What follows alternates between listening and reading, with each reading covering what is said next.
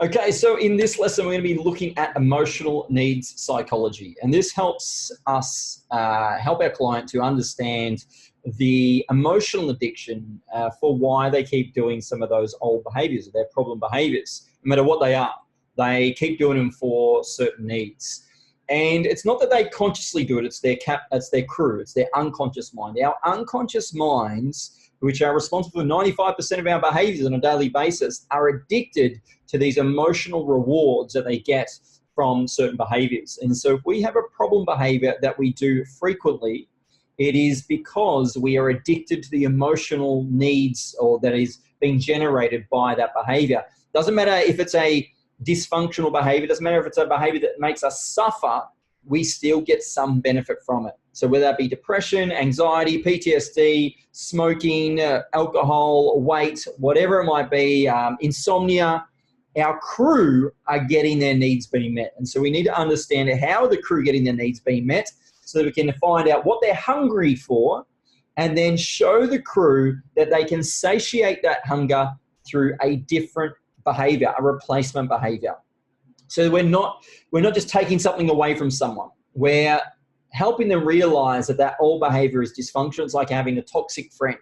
And I'm sure you had a toxic friend before in your life. When you meet someone for the first time, you don't think, you know what, I think you'll be a toxic friend. Let's hang out. You don't do that, right? What happens is you make friends with someone and you think this is going to be great. You spend more time with them. You start to form a relationship. And then over time, you realize, hang on, this is not quite working for me anymore. And so what do people do when they realize they've got a toxic friend? They get rid of them. And so that's what we're helping our client realize, is that this, what seems like a friend, what seems like it's working for them is actually a toxic friend. You need to get rid of it. And therefore they create this void. There's a space now. There's a space to either introduce themselves to a brand new friend or to go and spend more time with a good old friend. And it's the same thing, is we're going to help our client either spend more time with an older behavior that is functional, that they can do more often and it's going to be better for them, or we introduce them to a brand new behavior that maybe they haven't done before that can give them their emotional needs at the same level as that old dysfunctional behavior. So let's have a look at it. The 6 emotional needs. The first one is a need for certainty. And so we all have a need for certainty. Now, certainty can be defined through things that give us routine. We like to be creatures of habit. We are creatures of habit. We like our days to be kind of fairly routine-based, at least most of us do. We want predictability. You want to, when you leave your home, you want to have the predictability and the reassurance that when you come home, it's still going to be there. When your loved ones are no longer within your eyesight, you want certainty that they're safe, even though you can't see them. And so we want predictability, we want routine, we want reliance, we want to be able to rely on certain things, and we want safety. And these all come from certainty. Now, some people have a high need for certainty, some people have a low need for certainty. But we do things out of certainty often. Now, it's not always the case. It's about the individual, and we need to look at our clients' subjective model of the world to find out how are they meeting their need for certainty through this behavior. So as an example, smoking. When people smoke, they often smoke because it gives them certainty. They can rely on the cigarettes. I can rely on it. There's certainty there. If I run out, I know how to get more. I have certainty that my cigarettes won't argue with me. I have certainty that of my certain style. My style of cigarette is this. My brand is this. Same thing with alcohol. What are people reliant on, or what can they predict around alcohol? Well, they know that they've had a hard day and they wind down with a glass of wine, or they wind down with a beer, and so they rely on that relaxing them. They can predict that. There's maybe a routine every night. I have a glass of wine, and it gives them safety. It gives them in their comfort zone. So we get certainty from alcohol. People have their favorite drink. Their favorite drink gives them certainty. Some people have certainty in food. They just want the same style of meal day in, day out. And Jess and I, we have pretty much a green smoothie for breakfast almost every morning. It just gives us certainty. It's pre-decided. So I have predictability. It's routine. I just know I've got enough ingredients that I need in the fridge and in the cupboard that I can make this for a number of days. And it's easy. So I get certainty from that. Other people, I just want my meat, veg, and potatoes, and that's all I want. Don't give me any weird other meals. Just give me what I'm used to.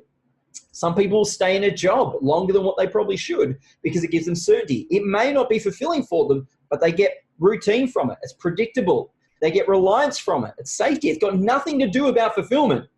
If you just get routine, reliance, safety, predictability, then you might end up staying in a job longer than what you should, or your clients could, or family members would. Some people stay in a relationship longer than what they should because it's routine, it's predictability, it's reliance, it's safety, it's not fulfillment. It's not the best relationship they could possibly have, but it gives them all of these needs, or it gives them this one big need, certainty. So, people will do certain behaviors because it's meeting their emotional needs for certainty. I drink water. I am certain that drinking water is a healthy thing to drink. I'm certain that by doing meditation and rapid forms of hypnosis most mornings is a good thing to do to reprogram my mindset. I have certainty that if I keep spending high quality time with my wife, we will be together forever. I have certainty that exercising on a daily basis keeps me fit and healthy. And so we all have certainty in our beliefs. Our beliefs are things that we have a lot of certainty in. And so we get certainty from all these different things in life, both negative behaviors and positive behaviors. When I say negative, it's dysfunctional, things that may not be getting you a result. If you're doing it often, it's giving you certainty at some level. If it's a positive behavior and you're doing it often, well, it gives you certainty at some level as well. Let's move on to the next one. So the next one is variety and uncertainty. And so this is where risk comes into it. When we're kind of risking a few things, that gives us some variety, gives us some uncertainty. That's how excitement is created. When you're uncertain about what's going to happen next, there's excitement there. Like if someone gives you a gift and you don't know what's in that gift, there's uncertainty, there's variety, there's excitement. Passion comes from variety. Passion does not come from certainty. So if you have routine in a relationship and you're like, all right, guys, not guys, but you say to your partner, maybe it is guys, I don't know. It depends on your style of relationship. But if it's your partner and you say, okay, honey, it's 7:30 Wednesday, it's time for having sex. It's in the calendar, let's get it on. That's routine. That doesn't bring passion. What you want to do is do something that's exciting, do something that's different. You might go, well, honey, it's 6:45. Let's do it early. Oh, that's exciting now. So this passion comes from excitement, from variety, from uncertainty. And then variation, of course, brings variety and uncertainty. Now, some people have a high need for variety. Some people have a low need.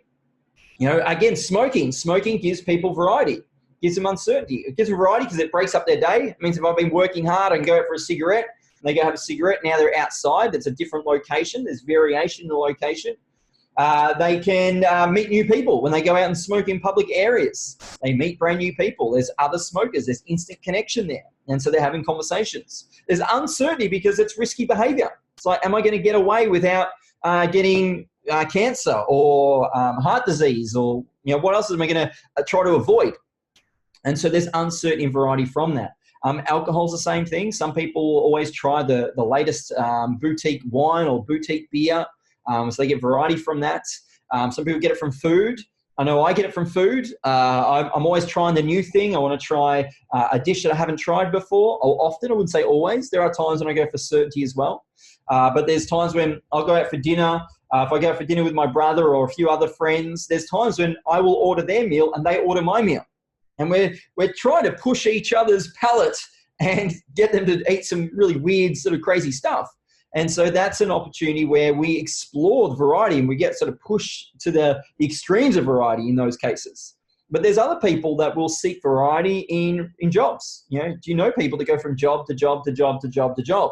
And they're continually changing. It could be because they have a high need for variety. When they start that job, it's variety, it's uncertain, it's new. And then over 3 months, it now gets boring. It's routine. It's now into certainty. They don't want certainty. They want variety. So they quit and they go do something else. They don't know it's because of this. This is the crew. The crew are doing this consciously. They just think, no, I'm sick of this job. But the crew are like, we want more variety. We're not getting variety. All right, captain, quit. We're going somewhere else. So it's the crew that are responsible for this. This is the kind of the puppet master of our life is our crew, our unconscious mind.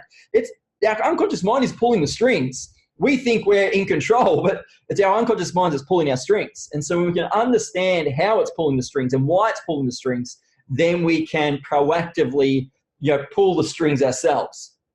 And so, alcohol gives people variety. It breaks up their day. It gives them a different feeling. You might be feeling, blah. at the end of the day and you have a drink and now you're feeling relaxed. That can bring variation into the feeling that you have. Sometimes people do it with relationships. They go from relationship to relationship to relationship to relationship. They just keep relationship hopping because they're after variety and uncertainty from that. So again, none of this is, please understand that I'm not talking about things being good or bad. It's not about this is the right way of doing things or this is the wrong way of doing things. I never claim to know what's right or what's wrong, because the only thing I can help people understand is that there are choices to be made. What choice they make is entirely up to them. And so please understand, as I'm talking about these as examples, there's no judgment here. It's the only judgment that I would encourage you to place on it is if it's not working for you, then change it. If it's working for you, keep doing it. And you do that same thing with your clients. Therefore, your clients, as well as you own the transformation, you own the change. I'm not suggesting you change anything. I just want to show you how change is possible. Hope this is making sense. Let's get going then. So significance. Significance, if you are in a race, the most significant person in the race is the first one across the line. The next most significant person is the last person across the line, because if you are 758th, then the crowd's just like, yeah, whatever. But if you're last, the whole crowd's like, yeah, you get there. And so you can either be the best or the worst in the room. You can be the best, you can have the best life, or you can have the worst life. Both give a form of significance. You get significance for being the best, significance for being the worst. It's that doom and gloom, poor me, it's the sort of people that keep telling you how much of a victim they are and how life sucks. They got this one-upmanship in a negative way. It's like, oh, you think you got a problem? You wait till you see my life. I'm really screwed up. And so people have this significance from having problems often. Some people get significance from the results. And now you can go too far either way, of course. You can be really full of yourself and you tell everyone about how awesome you are. Or you can be really sort of self-deprecating and just beat yourself up and self-defeating and be at the bottom level. Now, again, you want to try and be sort of towards the positive side of the spectrum, of course. But you can also have internal significance or external significance. Internal significance is where you do something, you just know you've done a good job. It's internally driven. It's like an intrinsic significance that you give to yourself. So yeah, I did a good job. You don't need to tell anyone. You're like quietly confident. You're quietly, reassured by your own efforts. And then you have other people that seek significance externally. And the downside of that is that their emotional state is now dependent on an external validation. They're looking I did this thing, what do you think? And they're waiting, because they're not giving themselves their own emotional reward. And if that person's having a bad day that they ask, they're like, oh, it's not very good. And now their emotional state is impacted by that other person's, negative emotions or negative, unresourceful state. So the downside of being too external means that you're now you're dependent on other people's response. You want to be slightly more internally driven with significance. But let's kind of break it down into things like smoking. So people smoke often for significance. Back in the 60s, the 50s, the 70s, not so much into the 80s, but prior to that, a lot of the marketing was all about making cigarettes look significant, making them look cool, making them look edgy, make them look sophisticated, make them look attractive, make them look manly. There was the Marlboro Man. Then there was like the opulence and the sophistication of smoking cigarettes as a female. And so it was made to look glamorous. A lot of movie stars would smoke, and we saw it on Hollywood films that after making love, most people would have a cigarette. And so, there was a significance that was being socially hypnotized into people that cigarettes made them cooler, happier, more attractive, more manly, all these different things. Now, I know as a teenager, I took up smoking. Why? Because I thought it was cool. And so significance, most teenagers take up smoking for significance. And so we can get significance from cigarettes, but then we can also get the negative significance from cigarettes as well, which is still a form of significance at a high level, which is we feel like we're the black sheep of the family. We feel like we're a social leper. We feel like, I can't believe I'm doing this. We're embarrassed. We try to hide it. That is still a form of significance. So we can either get it from being the best or the worst, still driving our need for significance. Then we have things like, again, alcohol. People get significance from alcohol. Some people only drink top shelf stuff. Some people only drink wine that comes with a cork, and they won't drink from a cask. Some people will have, like, they know the wines and they know what year, and they're a wine connoisseur, and so that gives them significance. Some people get significance from their handbags. Some people get significance from their watches. They get significance from their homes, from their suburb. They get significance from their partner. It's like, oh, look at the partner. You've just been 9 years younger than me. When I first got with her, I was like, wow, I can't believe I'm doing all right. I'm batting above my average. I've got a partner who is 9 years younger than me. I must be doing okay. And so, we can get significance from our partners. We get significance from our kids. Oh, look at my kid. My kid's awesome. And obviously your child is a part of you. So you get significance that way. And there's nothing wrong with this, of course. These are all just ways that we get significance. When people get drunk, often they start feeling significant. That's when they jump on the table and they start dancing, and they would never normally dance, or they think they're the funniest person in the room. And then, people exercise for significance. People drink water for significance. People drink tea for significance. People do all different styles of things for significance. It's just about whether it's working for us or it's not working for us. We want to try and look at, what's going on. Now, what about social media? Does social media give people a feel of significance? Absolutely it does. It's like, how many likes am I going to get? How many comments am I going to get? I mean, how often do you see people say, check out the toast I made today, post?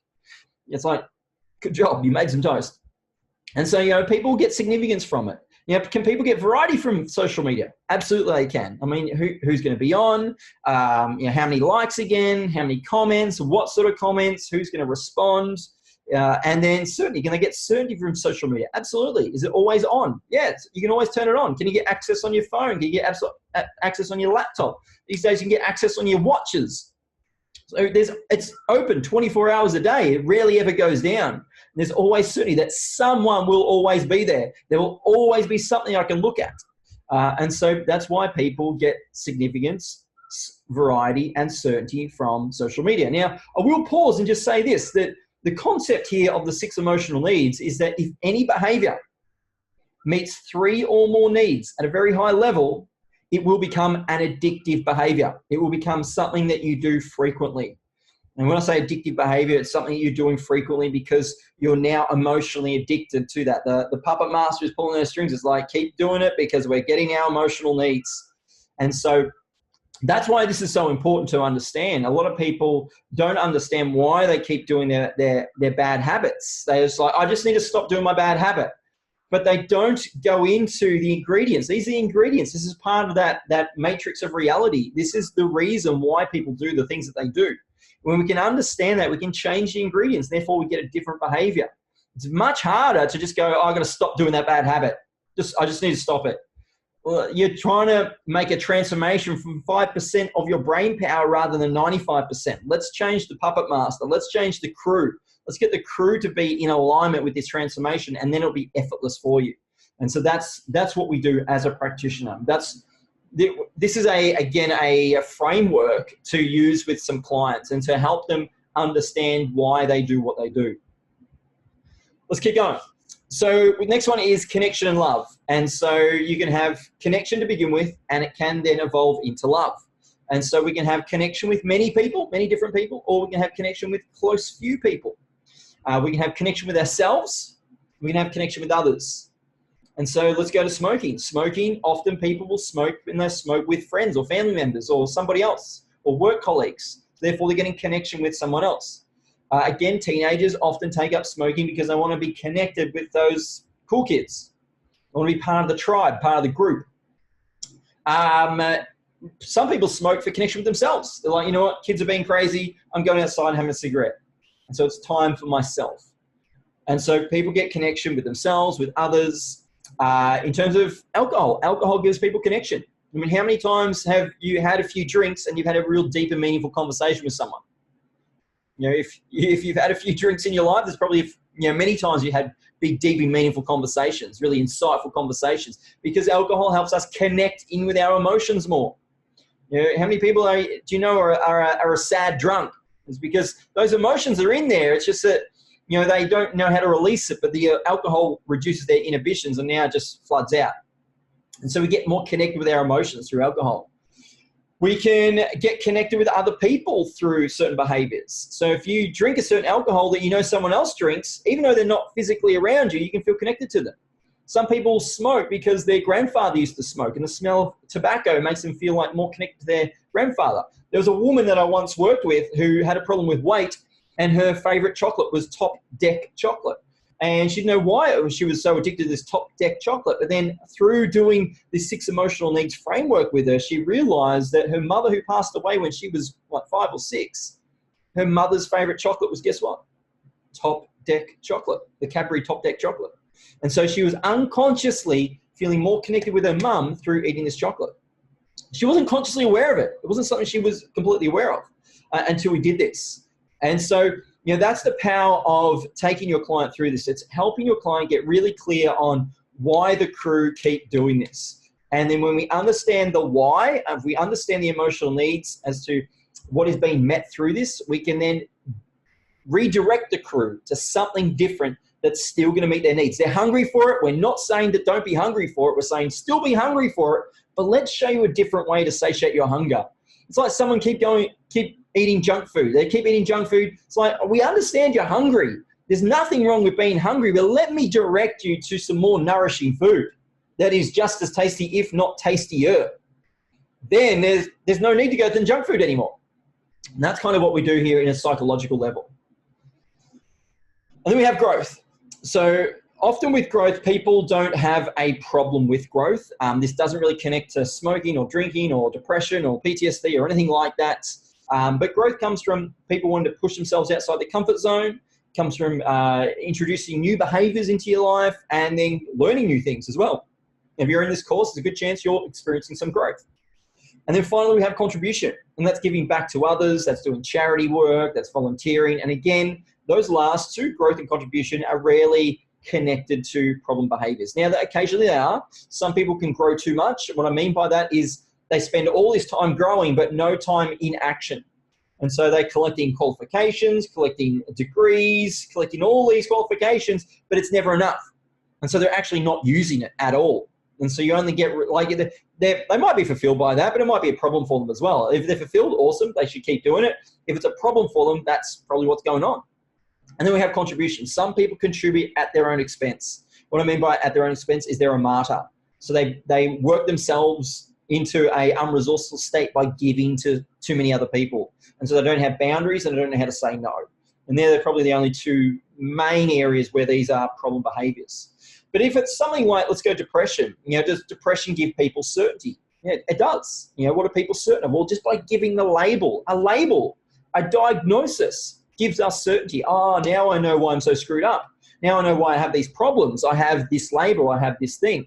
I don't mean to be trivial. I don't mean to, be uncompassionate here, but I also am very conscious that I don't give any significance to anyone for any problems. All problems are equal. No one's problem is more significant than somebody else's. And so I just treat all problems as they're just problems. They're just tricks of the mind. And so, it is a challenge when you're facing it until you realize that you do have a power within you to change it. Just like that. And that's our goal. That's our mission as a practitioner, is to empower our client, is to help them recognize, get them there as fast as possible, to tap into that inner resourcefulness, to recognize that they can make it change just like that when they choose to. And so, people can get certainty from depression. They get certainty from PTSD. They get certainty from anxiety. I used to have a fear of public speaking. I had certainty from that. Certainty that meant I was going to screw it up if I got on stage and had to speak in front of it. I wasn't on stage back then, but whenever I had to speak in front of my employees or stakeholders, I'd always screw it up. It gave me certainty because I'd always run a case to my boss and go, look, I'm really bad at it. Are you sure you want me to do it? Can't anyone else do it? It gave me certainty that I had an excuse. Now, depression. Do people get variety from depression? Yeah, they can, because it's going to be a bad day or a good day. And we're going to feel worse than yesterday or better than yesterday. I got variety from and uncertainty from a fear of public speaking. It's like, how bad is it going to be this time? Can I try and find some coping strategies to try and get through it? I had to present as part of my job for close to a decade. I was still really bad at it because I just had this fear of public speaking. I didn't know about mindset. I was stuck in that problem. I got significance from it because I was really bad. Like, it was negative significance. I was shameful for it. I was like, I cannot believe I keep screwing it up. Why do I have this problem? And part of it was I no longer asked those questions over time, and I just accepted it. I just have a fear of public speaking. I'm just crap at it. I'm just not very good at it. And so people get significance from their problems. They get significance from depression. They don't just have depression, they have chronic depression. They don't have depression, they're battling depression. Some people don't just have PTSD, they have CPTSD, which is complex PTSD, which is more significant than someone that's just got, you've only got basic PTSD. I've got complex PTSD. You know, some people are like, well, you don't understand, I've got more trauma than you've got.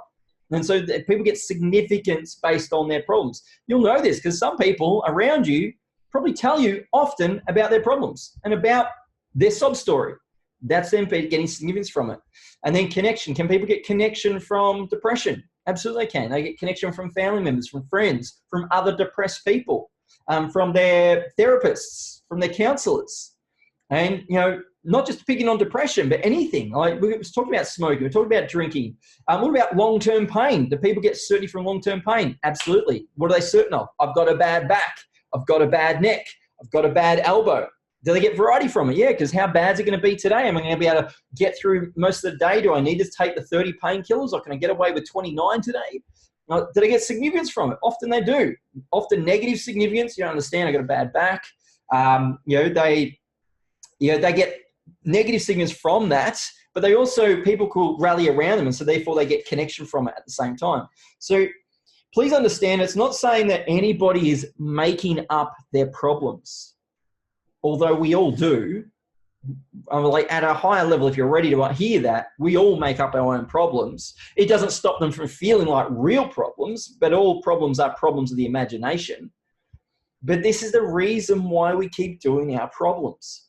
This is why. This is the emotional needs are being met from it. And the sooner we can start to help our client understand this, the sooner we can unlock it for them. So let me show you how to take your client through this. So what we want to do is we want to assess the emotional addiction of your client. And by doing so, what you'd ask them is this. So on a scale of 1 to 10, how much do you think this problem is meeting your need for, and then we start with the first one, certainty. So of course, before you get into this, they need to understand it. So you take them through a quick little workshop, quick little education on what the 6 emotional needs are. And then once they understand it, sort of like what I've just done earlier, and once they understand it, you then get them to rate it. And so it might be smoking. Okay, so on a scale of 1 to 10, how much certainty do you get from smoking? How much is it? Is it something you rely on? You know, you can always get more. You got your favorite brand. On a scale of 1 to 10, how much certainty do you get from smoking? 10. Great, awesome. How much variety do you get from smoking? Does it break up the day? Do you meet new people? Do you get away from work? How much variety do you get? And is it, is it a little bit risky behavior as well? So if you think about all of that on a scale of 1 to 10, how much variety and uncertainty do you feel like you get from smoking? 10 being a lot, 1 being not much at all. 9. Okay, right. So you write down 9. And you keep going through all of these. Significance. How much significance do you feel? Now, again, with smokers, often it's not always just positive. It can be. Some people still retain to the images of Marlboro Man and the opulence and the elegance and the attractiveness of it. Some people feel like I know a lot of musicians smoke, a lot of artists smoke for whatever reason.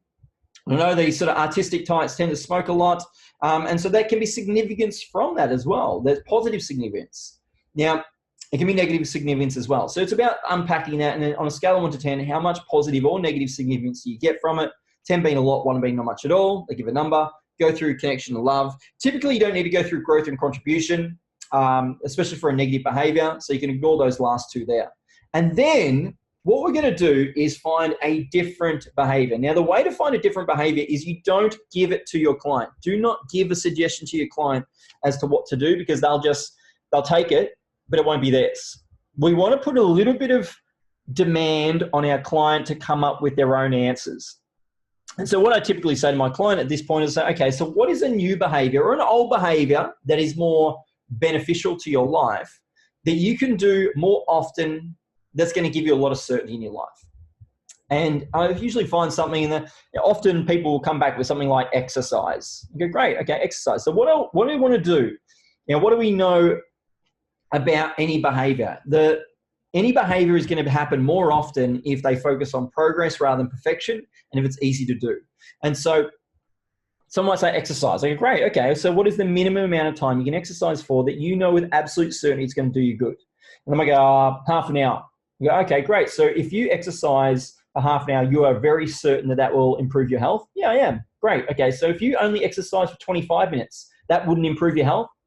Oh, no, it would. Okay, great. Oh, so 25 minutes. So you're certain of that? No, I'm certain if 25 minutes, it would improve my health. And I keep doing that. I go, okay, so if you only exercise for 15 minutes, you're telling me that would not improve your health? No, it would. Are you certain of that? No, I'm certain. And I keep going until we get down to what is the minimum effective dose of effort and time that they are certain can improve their health. Now, why do I do that? It's because if their old behavior, such as smoking, only takes 2 or 3 minutes, I want to help them recognize that they can still exercise for 2 or 3 minutes and it's still doing a benefit to them. Because 3 minutes of exercise is better than 0 minutes.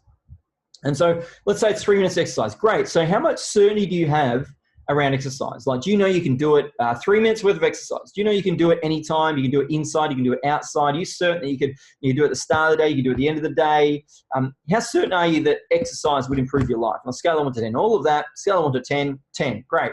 How much variety can you get from the exercise? Like, can you exercise at different times of the day, different people, different styles of exercise, inside, outside? You can go swimming, you can go bike riding, you can do weights, you could, do yoga, you can do Pilates, all of that. How much variety do you think you can get from exercise on a scale of 1 to 10? 10 being a lot, 1 being not much at all. 10, great, awesome. How much significance would you get from exercising on a regular basis? You're improving your health, you're now a non-smoker, you're fitter, you're healthier, you got more energy, and you're a better role model to people around you. How significant would you feel if you were able to exercise more regularly, more frequently over the next 2 weeks on a scale of 1 to 10? 10 being a lot, 1 being not at all. 10, great, awesome. How much connection would you get from yourself? Can you exercise by yourself and feel connected with yourself? Could you do yoga and connect with yourself? Can you do yoga with other people? Can you do exercise with other people? Can you exercise with a dog? Can you exercise with your kids? Can you exercise with your partner? Can you exercise with friends? Oh, you can? Great. So think about all of that in terms of the connection that you can get with yourself and with other people through exercise on a scale of 1 to 10. How much connection do you think you can get from exercise? 10 being a lot, 1 being not much at all. 10, great. So at this point, what happens is you have on the problem line, you've got 10, 9, 9, 8. And on this line, now with the replacement behavior, there's a good chance you've got 10, 10, 10, 10, 10. So at that point, the crew have started making the transformation. The crew are like, oh crap, there's a much better way for us to meet our emotional needs. Let's go do more exercise now. And so the crew realize, oh, there's a much more effective way to meet our needs. That's part of the transformation. So that's why understanding the 6 emotional needs is so effective. To not do this means that your client is not aware of why they've done that old behavior. Therefore, they're unable to emotionally replace it. And they might feel like they're mourning. They might feel like they've lost something. They'll feel a void. They'll feel a gap in their life. We don't want that. We don't want people to have a gap in their life. We want them to choose to remove something, leaves a void, and we show them how they can choose something that fills that void. And so now they've got a better way of coping. They've got a better way of being able to deal with life without going back to that old thing. And that's the value of taking people through the 6 emotional needs. So let me ask you, what's been the most valuable part of our lesson today? So I want you to comment below and let me know what stood out for you based on today's lesson. Speak to you soon.